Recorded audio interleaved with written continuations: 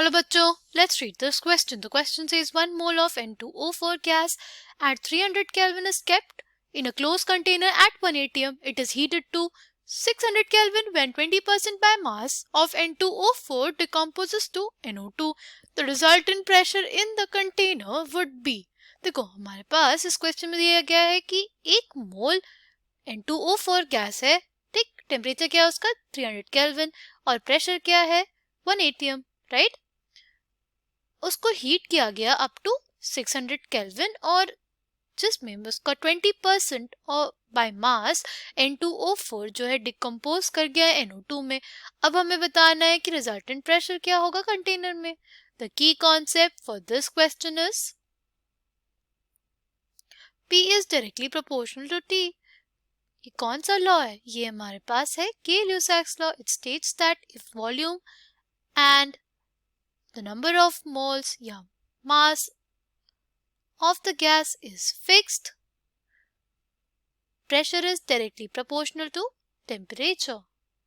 ठीक है, for a fixed mass of gas and at constant volume, pressure is directly proportional to temperature. This is basically Gay-Lussac law. Okay? Now हम लोग ये लिख सकते हैं ना कि P1 by P2 is equals to T1 by T2, right?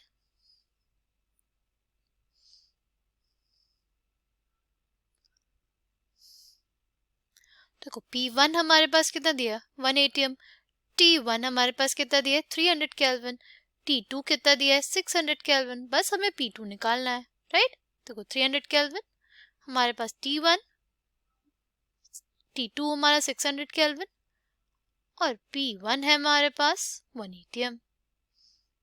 तो हमारे पास P1 हम लोग वैल्यूज पुट कर ले 1 atm by x is equals to 300 kelvin by 600 kelvin.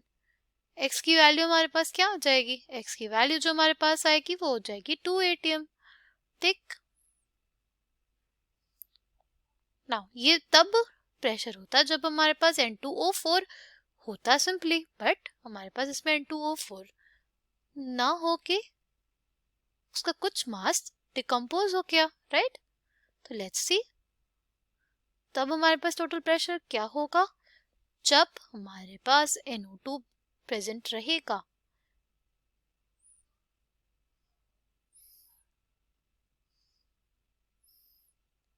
Now अब लिखे हम लोग N2O4 गैसेस डिकम्पोज हुआ, बना हमारे पास 2 moles of NO2 gases, right. अब हमारे पास इनिशियली इसके A मोल्स थे तो उस समय NO2 तो नहीं बना था।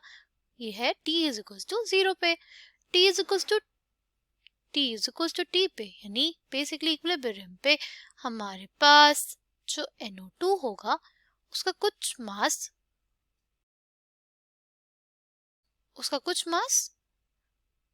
डिकम्पोज हुआ, राइट। तो हमारे पास कितना हुआ 20% ऑफ A, 20% ऑफ A मतलब 0.2 A, 20% लिखा हमने, कितना हो गया वो 0.2 A, राइट। N2O4 डिकम्पोज हुआ तो हमारे पास कितने मोल्स ऑफ NO2 बनेगा? 1 मोल N2O4 से हमारे पास 2 मोल NO2 बना, तो 0.2 A मोल्स ऑफ N2O4 से 0.4 A मोल्स ऑफ NO2 हमें देखने को मिलेगा, ठीक। नाउ अब हमें देखना है as N2O4 is 20% dissociated, यहाँ पे टोटल नंबर ऑफ मोल्स भी लिख लेते हैं, ठीक है। टोटल मोल्स कितने हो जाएंगे यहाँ पे?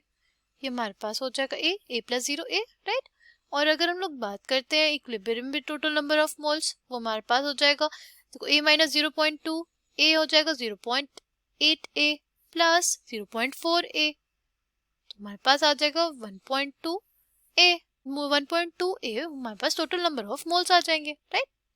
अच्छा, ये जो A मोल्स थे वो कब थे? जब हमारे पास जो प्रेशर था इनिशियली वो कितना था 2 atm था। अब हमें जो इक्विलिब्रियम की कंडीशन आई तो हमें पास जो टोटल प्रेशर होगा वो कितना होगा वो देखना है। तो हम लोग उसको ऐसे निकाल सकते हैं ना कि P is directly proportional to N। हमारे पास P is directly proportional to N if volume and temperature are constant.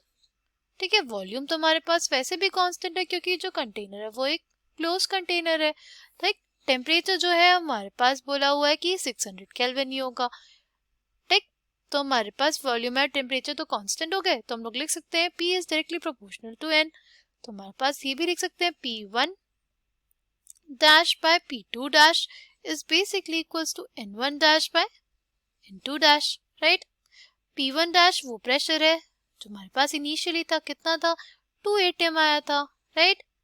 अगर हमारे पास N2O4 होता है सिर्फ तो हमारे पास जो प्रेशर रहता वो कितना रहता 2 atm, बट N2O4 डिकम्पोज कर गया इसलिए जो प्रेशर हो गया वो कितना हो गया P2 डैश हो गया, right. Number of moles initially कितने थे हमारे पास 8 थे जब हमारे पास सिर्फ N2O4 था। अब अगर N2O4 के साथ साथ NO2 भी है तो हमारे पास टोटल नंबर ऑफ मोल्स कितने हो गए 1.2 A। ठीक, अब हमें P2 की वैल्यू निकालनी है तो P2 क्या आ जाएगा P2 डैश बेसिकली ये हमारे पास कट गया A से A, राइट।